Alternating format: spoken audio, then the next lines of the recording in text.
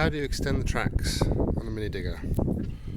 Well, on the U17, there's a changeover lever down here by your right leg, which changes between the blade and the track extension. So you pull that one up and then use the blade lever to extend the tracks.